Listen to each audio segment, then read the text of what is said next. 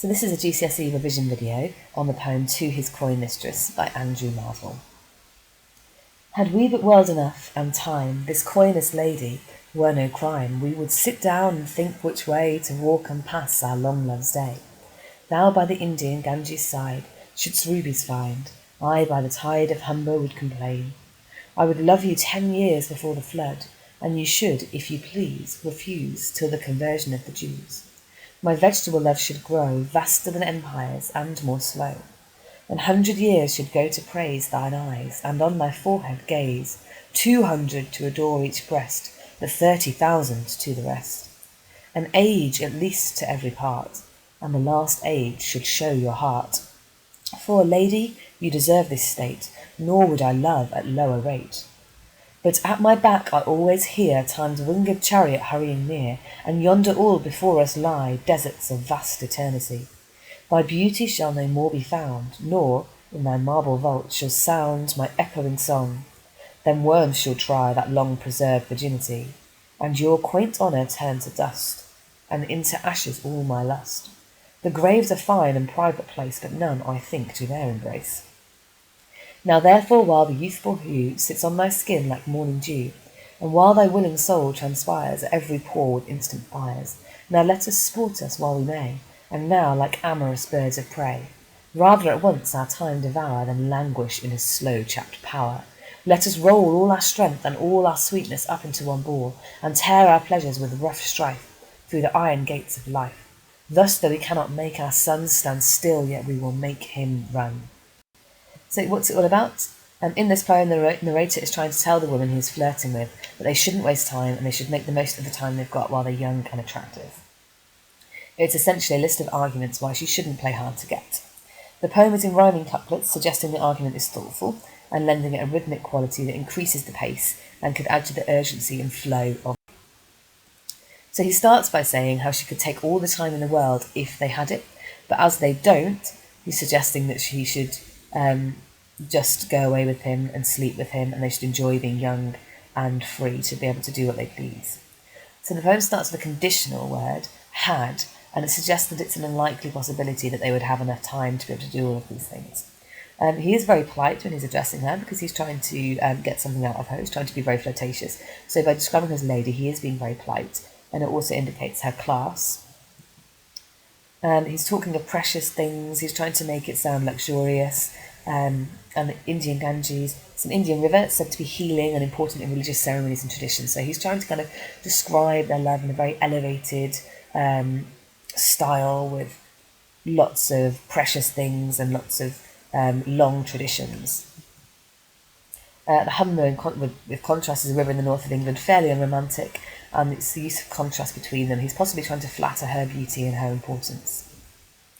I would love you 10 years before the flood. This is a sarcastic reference to the Old Testament. He's exaggerating the time they would have together if time was never a problem for them. The conversion of the Jews, it's something that some people believe could happen at the end of the world. So again, he's being exaggerating, he's being sarcastic about how much time they could spend together. So my vegetable love should grow is a slow, natural love, as well as being a potentially phallic symbol. And he's really overstating his love. He's trying to make it sound ridiculous to emphasise how they don't have all of this time in the world. And so he's focusing on her physical attributes to flatter her forehead, her eyes, her breasts, and really exaggerating how much time he would spend just on talking about each breast. It's really over-the-top, hyperbolic, exaggerated flattery. And he's describing this as an ideal situation, saying he would love to spend all this time with her if he had the time, but since he doesn't, they might as well get on with it now, is effectively his argument. So the tone changes in this stanza, signified by the word but, and there's a metaphor indicating the passing of time and the personification of time's winged chariot hurrying near, as well as this being in the present tense, which gives it a greater sense of urgency than the previous stanzas.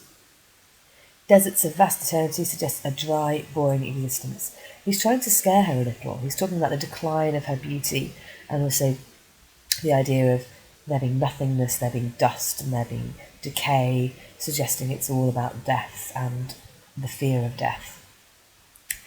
He's saying that if they don't make the most of their time now, then it's no point her going to the grave as a virgin, because the worms will eat every part of her, and it will be a waste if they don't enjoy their beauty and their youth now.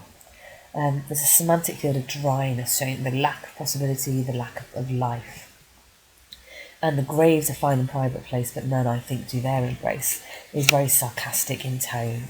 He's trying to convince her that her argument for waiting is ridiculous. Again, there's a change of tone. It's more impatient and hopeful. Now is a much more active word, especially as it's repeated further down. It's almost like a call to action.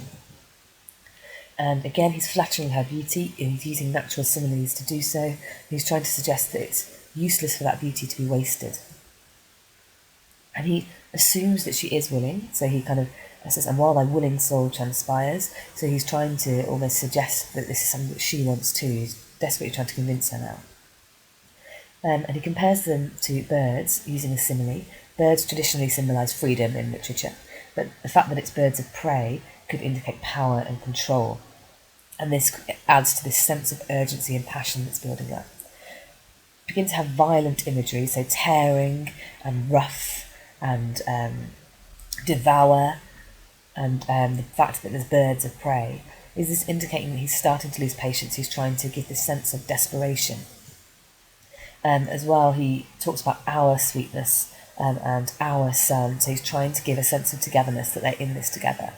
In the end, final couplet, they're standing up to time, and the enjambment of sun stands still. You've got that slight pause before you finish the poem with "Yet we will make him run." So it's very defiant, it's very convincing, and he's really trying to get his point across with all of the different arguments that he's listed. The poem is an iambic tetrameter, and that means it's 8 syllables per line. It's a heartbeat rhythm, and this increases the pace and makes you read the poem fairly quickly, and it keeps going, making it seem as if his argument is developing well.